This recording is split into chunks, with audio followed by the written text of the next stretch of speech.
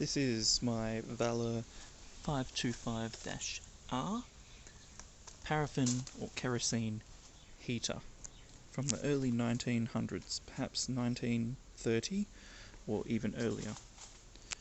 It is a burning type heater. It's got a wick and a part down the bottom there called a font, which generates heat, which then rises out through all of the holes. There's a viewing window with glass on the inside, as well as an adjustable vent at the top here. Has a carry handle, can be moved about, and it has an adjuster here on the font to adjust the wick up and down. You can open it by moving that part, and the top opens up, and this is how you would add your kerosene as well as light it. The font comes out, and you can see the adjuster here. This is the opening where you fill it up with your kerosene or paraffin, and it's got a fuel gauge on there as well with a floating cork. It's got a combustible air breathing chamber part here where it helps the flame burn nice and steady, and you can adjust it. So as it is now, this needs a bit of work, and I'll show you in the video of what I'm doing to get it working again. So the wick is actually stuck on the inside of the font, and it's all been gummed up. Probably hasn't been moved in the last 50 years, and it's stuck to the inside. So you can't force it by moving the wheel up and down, because the cogs inside could strip.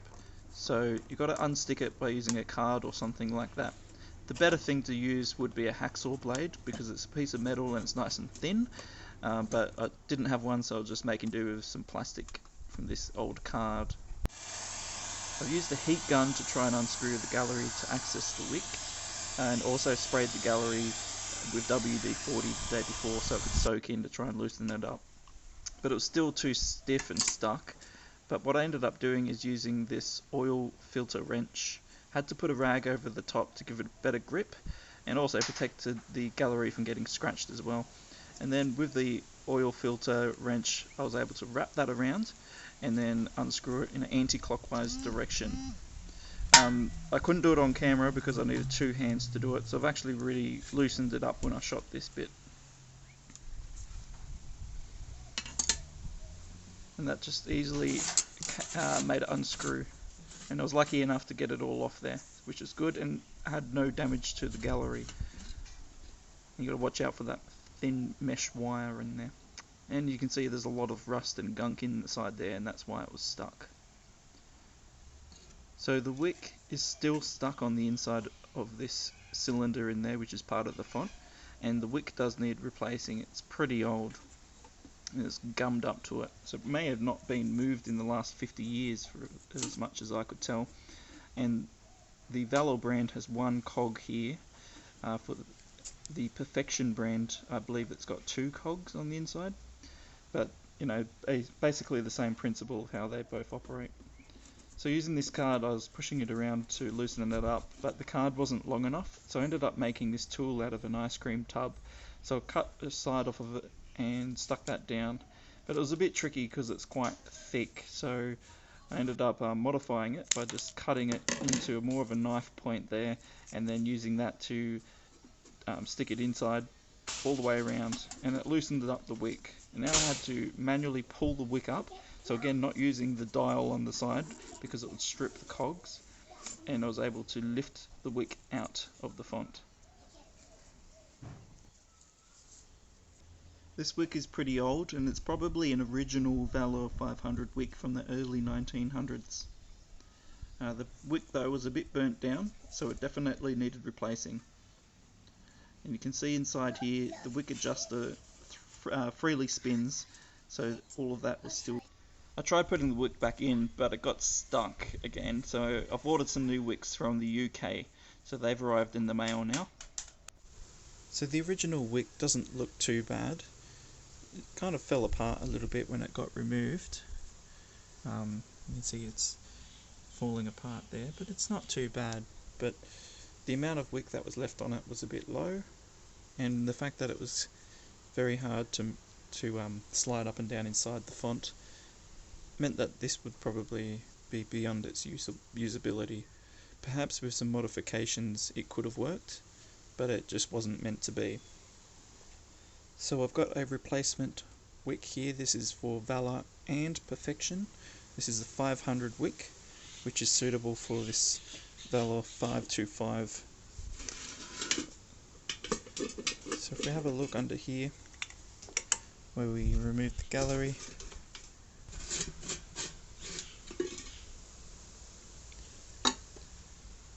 this post here is not too bad, but it does have a bit of discoloration on it and gump build up.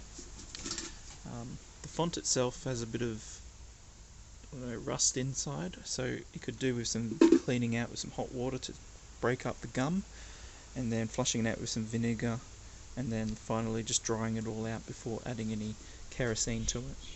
But back to the wick, this is basically the wick that you can use for it, brand new out of the box.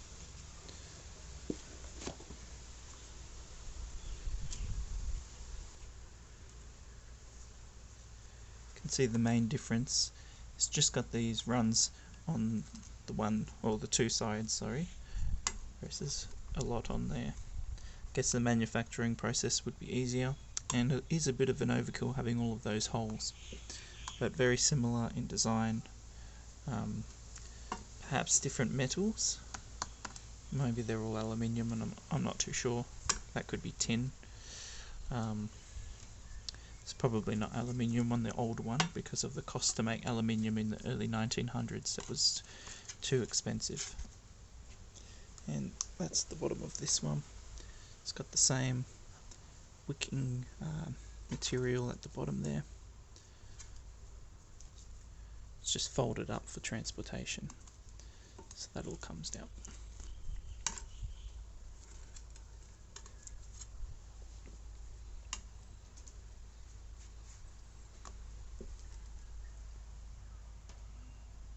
So these wicks also have a little rivet inside there, which you can see sticking through, and that helps the wick from, or stops the wick from moving up and down. These teeth do a good job, but as you can imagine, if you bend it down, this wick could still fall down. So it's just doing that additional bit of work.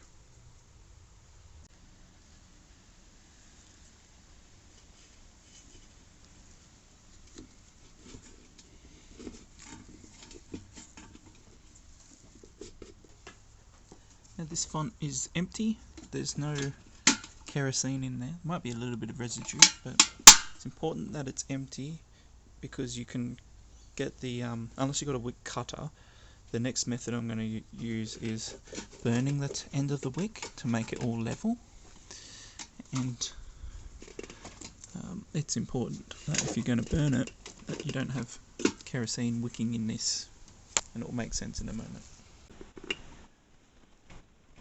Just lined up the wick with the grooves on here, with the cog on the inside of this, so that has to get pushed down and line up.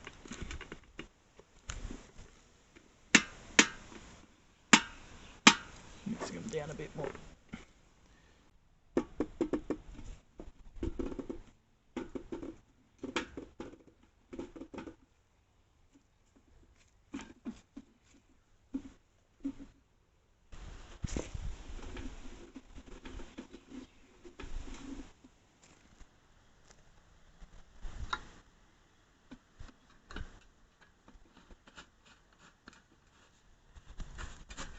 This next bit is known as trimming the wick.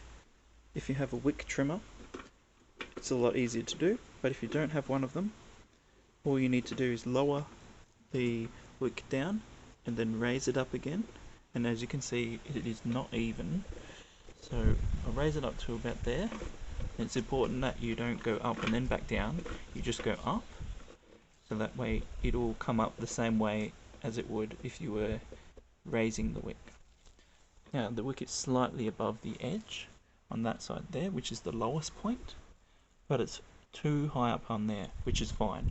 We now wet this with either lighter fluid or isopropyl alcohol will do, or methylated spirits, any white spirit, just dampen that top layer with, from the top down, not by filling it in here, and then we light it and it will just burn itself flat and even. So I've just got methylated spirits, it's a white spirit, and I'll just brush some into here. I might need a bit more. I'll probably end up just pouring it in there, hang on.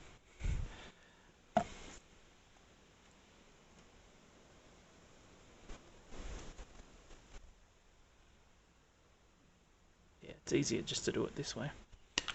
You don't need much, just a little bit. A couple of capfuls will be more than enough, just to soak that top layer.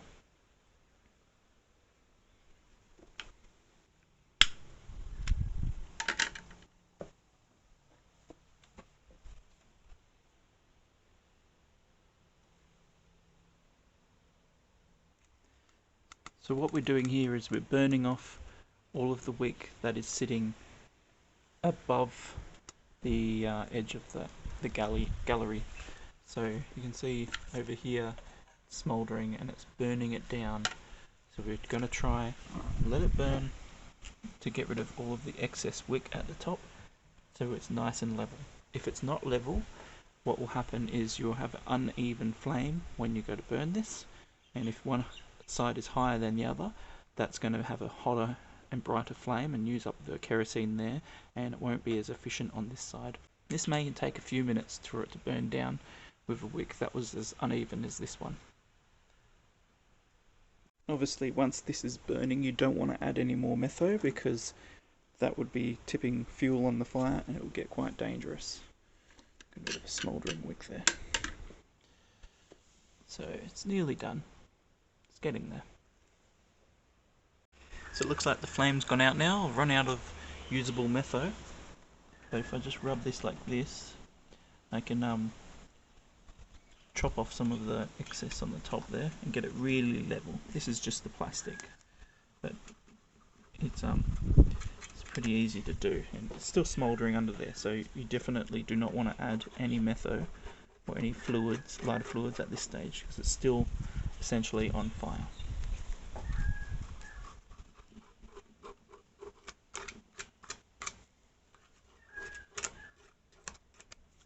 This method is a bit messy, but you can see the end result there. I've got a nice flush wick.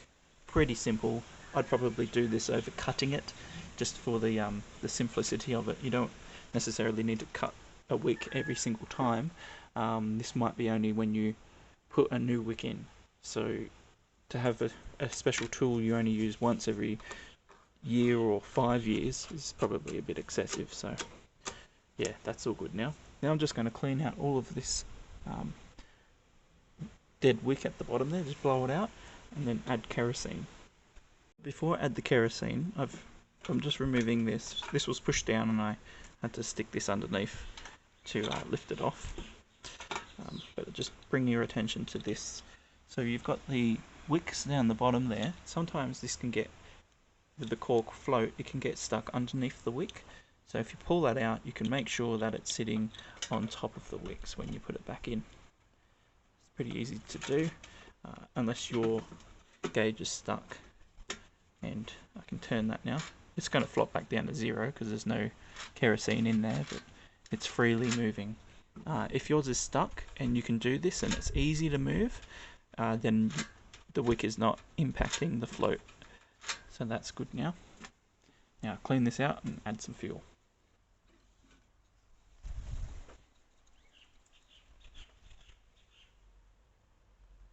So this is the kerosene that I'm using, kerosene clear. It's 100% liquid hydrocarbon. Now I've got it in a 20-litre tub, which is a lot. So I can't just tip that straight into the font, but I can tip it into a bucket. So that's what I've done first. Otherwise, you'll get kerosene everywhere, as stipulated by the kerosene spill on the ground. And the funnel is the way to go with this, so there's less mess.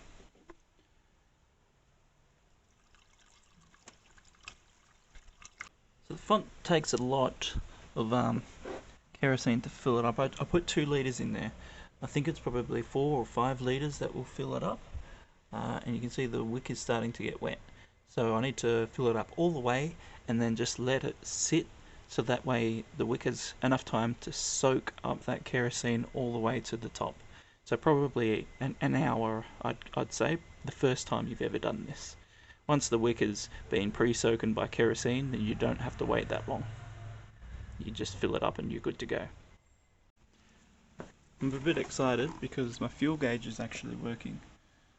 So add some more, you'll see it moving.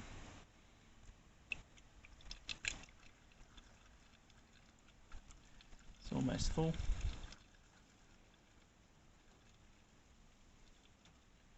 There we go. 1 to 1. Completely full.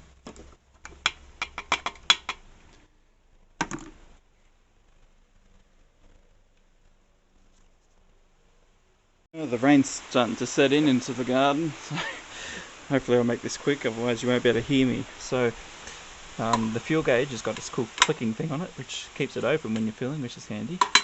But also you can shut it there. So this is all now good to go, and this part here is pretty good nick. You know, all the holes are not blocked. I don't need to hit that with a wire brush, it's okay. And the wick goes up and down nice and freely, and it's cut to the right size. And it's a little bit high here. That's okay, that little bit of highness will burn off in time. So we're ready to go. Let's put this on here. And now that just drops in, actually goes anti-clockwise. That's all good. We just need to put this inside the heater and let that wick soak for probably another 45 minutes, and it'll be good to go. Alright, it's been 45 minutes now. Time to check if it works.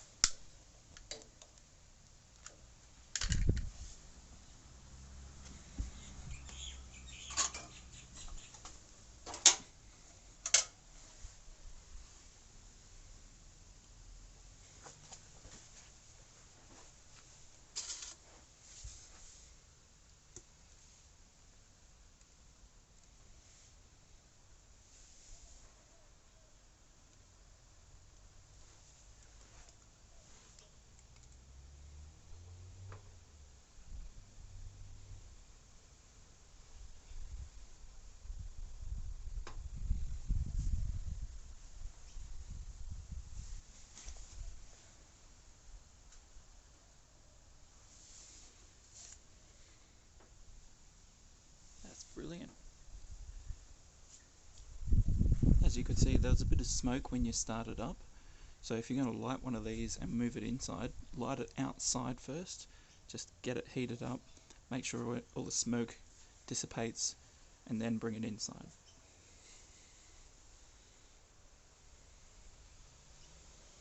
It's toasty. It's punching out some good heat. And if I open this up, you can see the flame starts up a bit and starts to smoke. So it's designed to be shut. Just clear out all of that smoke. There we go. So you can see the smoke coming out. Just turn this heat up a bit. There we go. Just get all that smoke out of there.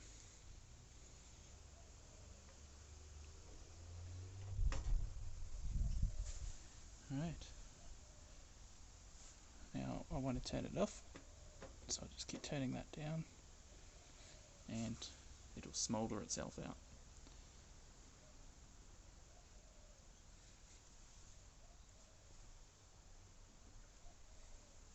Makes a bit of smoke when you turn it off. It's off now. You can light it up again.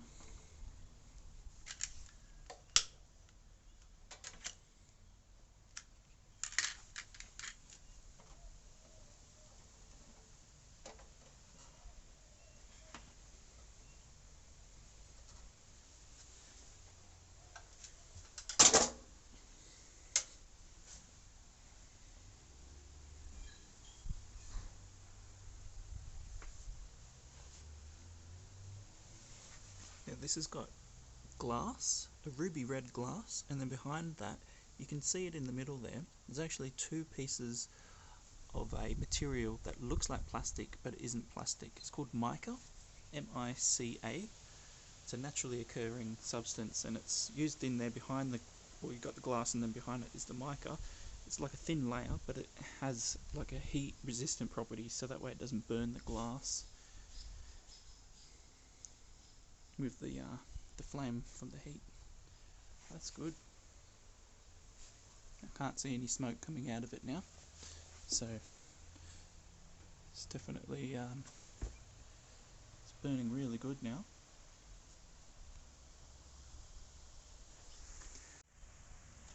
You can see the fuel gauge inside there.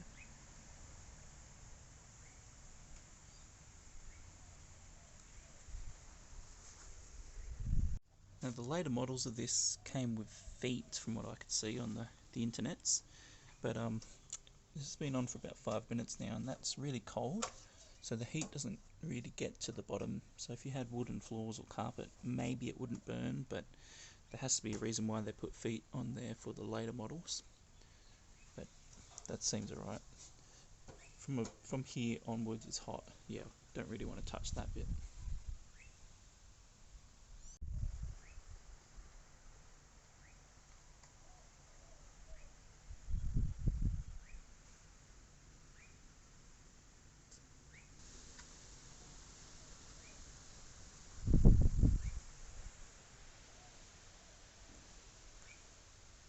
Well, that's it for the Valor 525-R heater.